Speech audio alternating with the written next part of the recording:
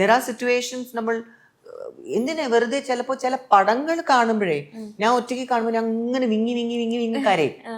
ഏനോ ഇവൻ ദോ you know നമ്മളത് സിനിമയാണെന്നും ക്യാമറയുടെ മുമ്പിൽ അഭിനയിക്കുന്നതാണെന്നും എല്ലാം അറിയാമെങ്കിൽ പോലും നമ്മൾ ഏതെങ്കിലും പടങ്ങളൊക്കെ അത് cinema even if it is നമ്മുടെ മലയാള സിനിമയോ അല്ലെങ്കിൽ ഇംഗ്ലീഷ് പടമോ എന്താണെങ്കിലും എനിക്കത് കാണാൻ ഇഷ്ടമാണ് അങ്ങനത്തെ പടങ്ങൾ. പക്ഷെ അത് കാണുമ്പോൾ ചിലപ്പോൾ നമ്മൾ ഭയങ്കരമായിട്ട് അപ്പോൾ മേ ബി ഞാൻ ചിന്തിക്കും നമ്മുടെ മൈൻഡിലുള്ള ഈ കരച്ചിലൊക്കെ അടക്കി വെച്ചിരുന്ന സമയത്ത് ഇതെല്ലാം കൂടി ഇതിലേക്ക് കൂടി വരുന്നുണ്ടോ നമുക്ക് അറിയില്ല. സി അപ്പൊ അങ്ങനെയൊക്കെ നമ്മൾ ചിന്തിക്കുകയാണെങ്കിൽ ഓരോരുത്തരും എവറിബഡി ഈസ് ഡിഫറെന്റ്.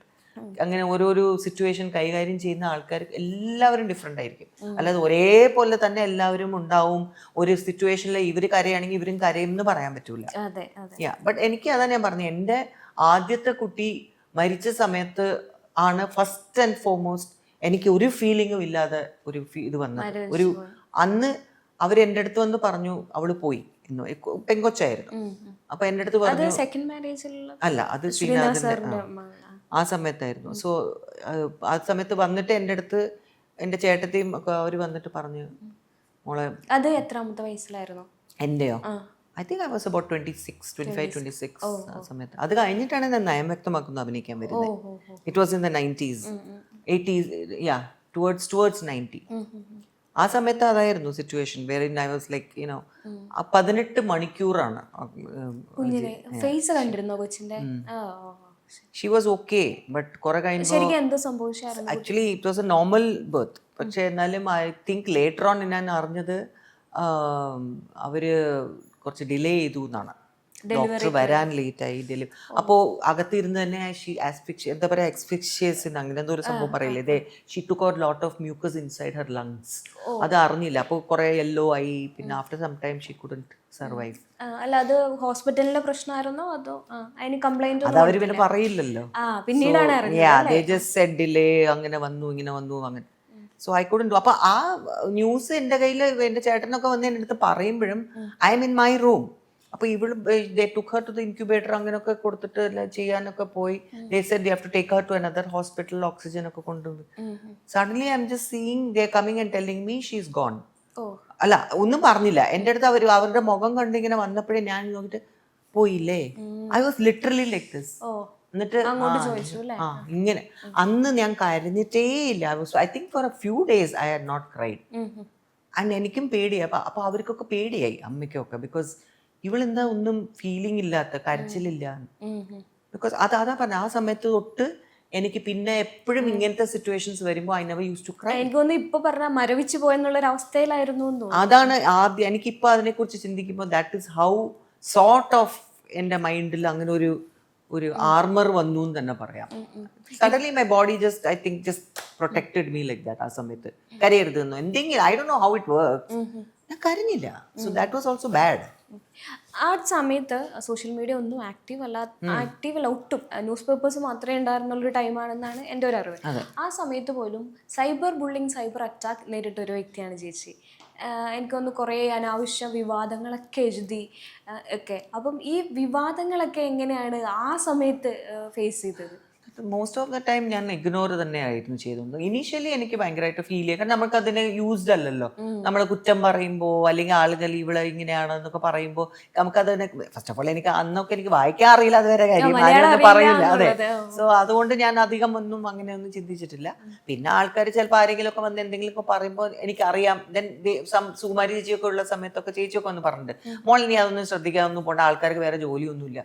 സോ അങ്ങനെ പറഞ്ഞ് കുറേയൊക്കെ കഴിയുമ്പോഴേക്കും നമ്മള് വിചാരിച്ചു ശരിയല്ലേ, നമ്മൾ ബോദർ ചെയ്യണ്ട. അപ്പൊ അതുകൊണ്ട് ഇന്നും it somewhat like that only. കാരണം ശരിക്കും എന്തായിരുന്നു അന്ന് സ്റ്റാർട്ട് ചെയ്ത ഒരു പ്രശ്നം എന്തായിരുന്നു? എഴുതി മീൻസ് ഞാൻ എൻ്റെ അറിവ് വെച്ചിട്ട് ഒരാളുമായിട്ട് ഡേറ്റിംഗ് ആണ്, ഇൻഡസ്ട്രിയിൽ തന്നെ ഉള്ള ആളുമായിട്ട് എന്നൊക്കെ പറഞ്ഞിട്ടൊരു ദാറ്റ് ഈസ് ഓൾവേസ്. കാരണം ഇന്നത്തെ പോലെ അല്ലല്ലോ ആൾക്കാർ. ഡേറ്റിംഗ് എന്ന വേർഡ് പോലും I don't know how it work. അപ്പൊ അന്നത്തെ സിറ്റുവേഷനിൽ ആൾക്കാർക്ക് നമ്മൾ ചുമ്മാ ഒന്ന് അടുത്തിരിക്കുകയോ അല്ലെങ്കിൽ ഒരു പാട്ട് പാടുകയോ അല്ലെങ്കിൽ എന്തെങ്കിലും ഒക്കെ സംസാരിക്കുകയോ ചെയ്താൽ ഉടനെ ഇങ്ങനെ നോക്കുള്ളൂ. ബിക്കോസ് ഇന്നത്തെ പോലെ ഒരു ഫ്രീഡം ഇല്ലായിരുന്നു. ലൈക്ക് ടോക്കിംഗ്, നമ്മൾ സോഷ്യലൈസിങ്. ഇന്നത്തെ പിള്ളേരെ കണ്ടിട്ടില്ലേ, ഗോ ഔട്ട്. ഇവൻ ചിലപ്പോൾ അവരും ഡേറ്റിംഗ് ഒക്കെ തന്നെ അല്ല പറയുകയും ചെയ്യും വേണമെങ്കിൽ. അതെ. സോ അത് ഇന്നാരും മൈൻഡ് ചെയ്തില്ല. പക്ഷെ അന്നത്തെ കാലത്ത് they were more ഒരു ചെറിയ ചെറിയ 2 പേർ ഒരു കാറിൽ കയറി കഴിഞ്ഞാൽ ഉടനെ എന്തോ ഉണ്ട്. So that was A normal thing.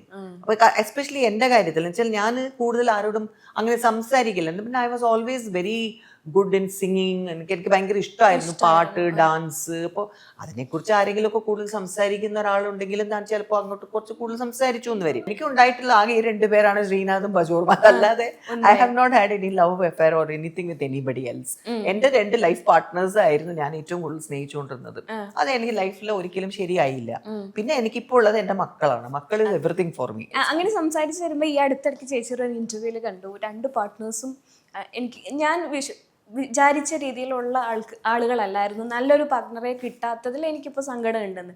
അപ്പോൾ ചേച്ചി വിചാരിക്കുന്ന ഒരു ലൈഫ് പാർട്ട്ണർ അല്ലെങ്കിൽ ഭർത്താവ് എങ്ങനെ ആയിരിക്കണം? എന്റെ ലൈഫിൽ ഞാൻ ഉദ്ദേശിച്ച പോലെ ആൾക്കാരെ എനിക്ക് കിട്ടിയില്ല, സത്യമാണ്. ഐ തോട്ട് അവര് നമുക്ക് ഇങ്ങനെ കൂടെ നമുക്ക് എപ്പോഴും എന്നും ഉണ്ടാവും എന്ന്. അത് എത്രയോ സ്ത്രീകളുടെ ഒരു പ്രതീക്ഷ തന്നെയാണ് കല്യാണം കഴിക്കുമ്പോൾ. അത് സെയിം തിങ് ഞാനും ഒരു നോർമൽ സ്ത്രീനെ പോലെ തന്നെ ഞാനും വിചാരിച്ചു എന്റെ ഈ ലൈഫ് പാർട്ട്നേഴ്സ് എനിക്ക് ഫുൾ ലൈഫ്. സങ്കല്പം അന്നൊക്കെ ഒരു ഫാരി ടെയിൽ സങ്കല്പം തന്നെയായിരുന്നു. യുനോ അവര് നമ്മുടെ കൂടെ എപ്പോഴും കാണും, നമ്മളെ എപ്പോഴും ലവ് ചെയ്യും, നമ്മളിങ്ങനെ സർപ്രൈസ് കെയറിങ്. അതാണല്ലോ ഇന്ന് ഏത് സ്ത്രീക്കാണെങ്കിലും. ഇപ്പൊ നിങ്ങളൊന്ന് ആലോചിച്ച് നോക്ക്, ഒരു സർപ്രൈസ് ആയിട്ട് ഒരു ഗിഫ്റ്റ് ഭർത്താവ് കൊണ്ടു തന്നു, അല്ലെങ്കിൽ ഒരു സർപ്രൈസ് ആയിട്ട് എവിടെയെങ്കിലും ഒരു കൂട്ടിക്കൊണ്ടുപോയി, ഒരു വെക്കേഷൻ, ഒരു ഡിന്നർ, ചെറിയ ചെറിയ കാര്യങ്ങളായിരിക്കും നമ്മള്. അത് കിട്ടാതെ വരും. ഗേൾ ഫ്രണ്ട് ആയിട്ട് നടക്കുമ്പോൾ അതുണ്ടാവും. കല്യാണം കഴിഞ്ഞ ഉടനെ പിന്നെ അത് മാറും. അപ്പൊ നമ്മൾ പിന്നെ ഒരു ആരും അല്ലാത്ത ഒരാളായിട്ട് ഇങ്ങനെ ഇരുന്ന് കഴിഞ്ഞാൽ വിഷമം ഉണ്ടാവും. സോ അതേപോലെ കോൺസെപ്റ്റ് ഒക്കെ തന്നെയായിരുന്നു എനിക്കും. എന്റെയും സോ കോൾഡ് ഭർത്താവ് എല്ലാവരും ബിഫോർ മാരേജ് ആയിരുന്നു ഭയങ്കര ഇതും ഒക്കെ സർപ്രൈസ് ചെയ്യാ, അങ്ങനെയൊക്കെ ഉണ്ടായിരുന്നു. കുറെ ഗിഫ്റ്റ് തരിക, അങ്ങനെ ചിലപ്പോ പെട്ടെന്ന് കയറി ഒരു കണക്കടച്ച്, അത് സിനിമയിലെ കാണിക്കില്ലേ, അതൊക്കെ തന്നെ ആയിരുന്നു ഗേൾ ഫ്രണ്ട് ആയിട്ട് ഇരുന്ന സമയത്ത്. ഒരുപാട് ഞാൻ എനിക്ക് എപ്പോഴും ഒരു ഫാൻറ്റം, ബിക്കോസ് നമ്മളൊരു ആർട്ടിസ്റ്റാണ്.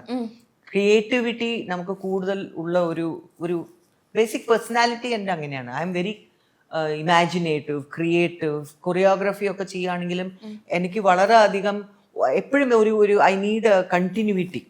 ഇപ്പൊ നമ്മൾ പെട്ടെന്ന് മുറിച്ച് ഡാൻസ് ചെയ്യുമ്പോൾ പോലും ഒരു ഐറ്റത്തിൽ തന്നെ ഞാൻ ആ ഐറ്റത്തിന്റെ പൾസ് പിടിക്കും. അതിന്റെ ഒരു എന്താ പറയാ, ഒരു തീമാണെങ്കിലും നമ്മൾ അതിന്റെ എന്താണ് അതിന്റെ ഹാർട്ട്, അവിടെയാണ് ഞാൻ കയറി പിടിക്കുന്നത്. നമ്മൾ ഈ മനസ്സുകൊണ്ട് കൂടുതൽ ചിന്തിക്കുന്നതും അതൊക്കെ റിയാലിറ്റിയിൽ നടക്കണം എന്നില്ല. But that is what I am basically as a person. So അതുകൊണ്ടായിരിക്കാം I also expected a lot. അപ്പൊ നമുക്ക് പിന്നെ ചെറിയ ചെറിയ കാര്യങ്ങൾ. അങ്ങനെയാണെങ്കിൽ എനിക്ക് ഇങ്ങനെയൊക്കെ ആഗ്രഹം ഉണ്ടെന്ന് തുറന്ന് സംസാരിക്കാൻ പാടില്ലായിരുന്നു. ഇപ്പം ശ്രീനിവാസ് സാറിനോടാണെങ്കിലും പറഞ്ഞാലും നമ്മൾ ഒരു സർട്ടൻ ലിമിറ്റ് കഴിഞ്ഞ് കഴിഞ്ഞാൽ അവർക്കൊക്കെ എല്ലാം കല്യാണം കഴിഞ്ഞ് കഴിഞ്ഞാൽ ഭാര്യ വീട്ടിൽ തന്നെ ഉണ്ടല്ലോ. അതായത് done, this is done, next എന്ന് പറഞ്ഞ പോലെ ഒരു ആറ്റിറ്റ്യൂഡാണ് ഞാൻ കണ്ടിട്ടുള്ള മിക്ക ആണുങ്ങൾക്കും. എന്താണെന്ന് എനിക്ക് അറിഞ്ഞൂടാ. ഇറ്റ്സ് മോസ്റ്റ്ലി ലൈക്ക് കല്യാണം കഴിയുന്ന കഴിഞ്ഞാൽ അവർ ഭാര്യമാര് നമ്മുടെ തെരഞ്ഞെടുത്ത് നിന്ന് പറയുകയും ചെയ്യും. ലൈക്ക് കംപ്ലൈൻസ് എന്നൊക്കെ വരുന്നത് most of the time it's like that. അതായത് ഇത് കണ്ടോ അവര് യുനോ മറ്റേതൊക്കെ അന്ന് എന്തോരം ശ്രദ്ധിക്കാൻ, എന്നെ എവിടെയും കൊണ്ടുപോകുന്നില്ല, ഒന്നും ഇവിടെ കൊണ്ടുപോകാൻ പറ, ആ സ്റ്റൈലാണ്. മനസ്സിലായില്ല? അത് ആണുങ്ങൾക്ക് എന്താന്ന് അറിയില്ല. വളരെ കുറവ് ആൾക്കാർക്കാണ് they have that, that ഇങ്ങനെയാണെന്ന്. I have seen that also. Ultra modern kitchen devices. ഒരു കിച്ചണിൽ വേണ്ട എല്ലാ ലേറ്റസ്റ്റ് ബ്രാൻഡുകളും ഇവിടെയുണ്ട്. ലോകോത്തര ബ്രാൻഡുകൾ, original products, wide range. MyG future. പൂവ് പോലൊരു പുട്ടുണ്ടേ അജ്മിയുടെ പുട്ടും. വിളമ്പാം നല്ല വിശേഷം. അജ്മി സ്റ്റീം മെയ്ഡ് പുട്ടുപൊടി.